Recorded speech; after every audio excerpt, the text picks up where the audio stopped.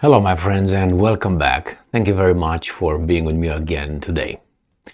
The Russians bring more warships in the Black Sea because they have a little blockade to organize. As you probably know, Russia withdrew from the Black Sea grain agreement, and they said, well, you can't sell your grain, or at least we will not provide security to the ships coming in and out of Ukrainian ports, but hey, we will provide our grain to the rest of the world. Therefore, we have a kind of monopoly pretty soon. I think Ukraine together with Russia amount for 40% of the global grain. So I don't know exactly how much what's Ukraine's share of that 40%, but 40% of the global grain, that's a lot. So let's see how many ships did the Russians bring into the Black Sea. According to the Western media, the Russians supposedly or reportedly started dropping maritime mines, which is, to avoid ships coming to Ukrainian ports. The Ukrainians dropped their mines as well in the Black Sea before and now, because they don't want to be obviously invaded. They don't want the Russians to land in Odessa. That's one thing. And the other one, I don't think that this blockade will be successful with ships, because the Russians will expose themselves, their ships, to Ukrainian attacks day and night, and they will succeed in blowing some up. I have no doubt about that one. As good as a Russian ship might be, you're going to swarm them and overwhelm them. So let's see how many ships are over there. I think that's one of the reasons why they bring them there.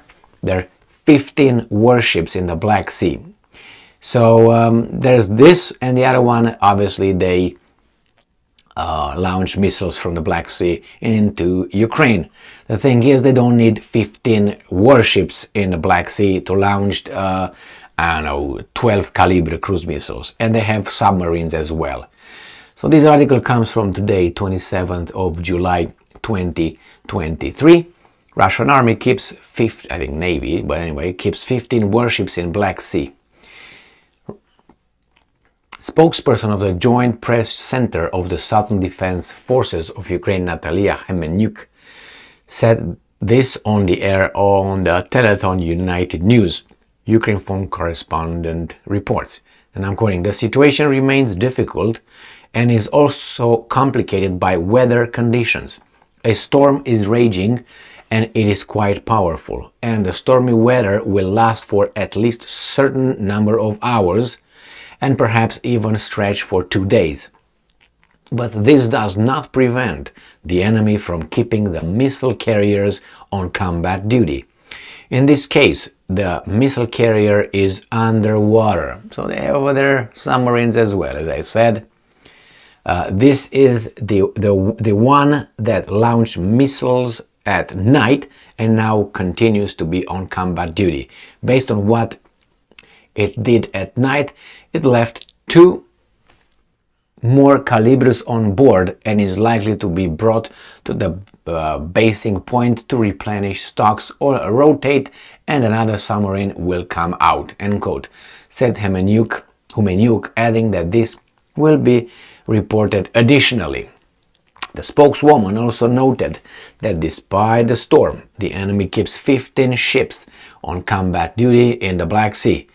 According to her, in addition to the fact that the Russian Federation announced possible difficulties with navigation, the Russian occupiers are preparing another provocation, as warned by international partners. You see, these guys are disclosing their connections without, supposedly being so obvious. I mean, the partners disclose to them the information. That means the partners who are in charge of this, they told these guys, hey, they have this, through their intelligence, and that NATO is active like in a war. Actually, it is. NATO is at war with someone else's sons and fathers and brothers. That's what's happening. They are learning, like the Russians are learning or improving their war strategy and technique. The same NATO. NATO is using the Ukrainian army for its efforts to nil Russia. If you think that is the Ukrainians who make the decisions, okay, well, you are entitled to that one. But even Hemenyuk gets the information, some information, according to the information coming from partners. So that means they have no information. She just came out and gave us the information she's got from the bosses. What do you want? I mean, really. Nevertheless, the Russians might engage in another missile attack. They've been doing this for the past 6 days or so, since the Kerch Bridge was again attacked by the Ukrainians with those drones. The Russians claim in one of the articles that I have here, I think it was Sputnik or Russia Today, one of these two, said that that drone attack on the Kerch Bridge, Crimean Bridge, the last one, a week ago or so, could not have been. Actually, it was Seymour Hersh, the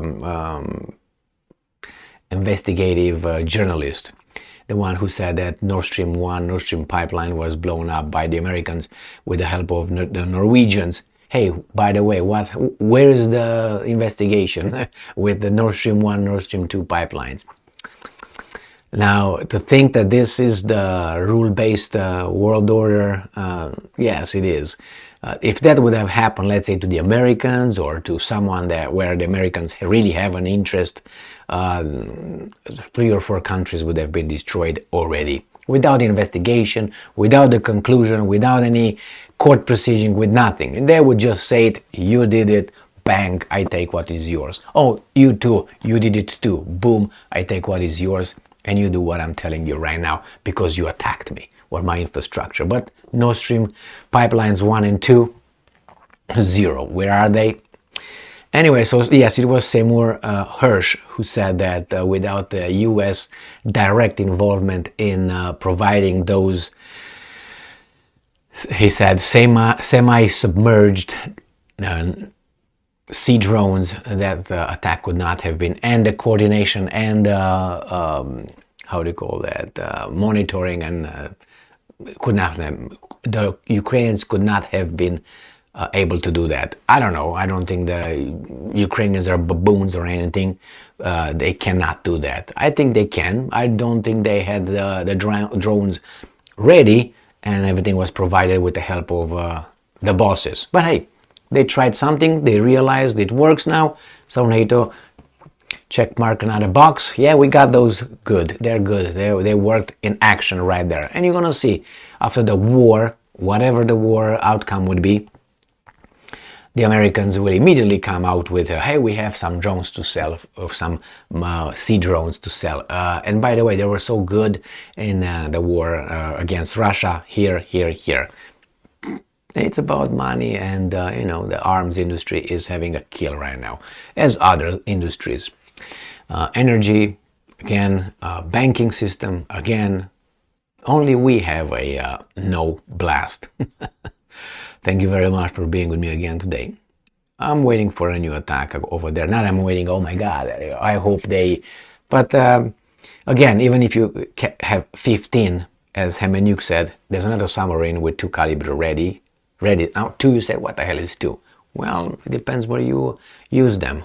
1 caliber dropping in a, in a certain kind of building will create a certain kind of panic and results. 2 is not a big deal, but 15 warships, as I said, the blockade will be done a different way, or not at all. Maybe by the Bosphorus in the southern part of the Black Sea, maybe there to conduct, but even there they were attacked by those drones. Remember that the reconnaissance spy, whatever it was, that ship that the Russians had in the southern part of the Black Sea to monitor the pipeline over there, and they were attacked, and supposedly the Russians were blow them up. They were far away from Ukrainian shores, and they still found the target. With the coordination of what? Satellite and others, because the Ukrainians can. Okay, so bring your little frigates and corvettes over there. They will be definitely attacked, and they will be hurt. Stay strong, stay smart, look for the truth, and be just.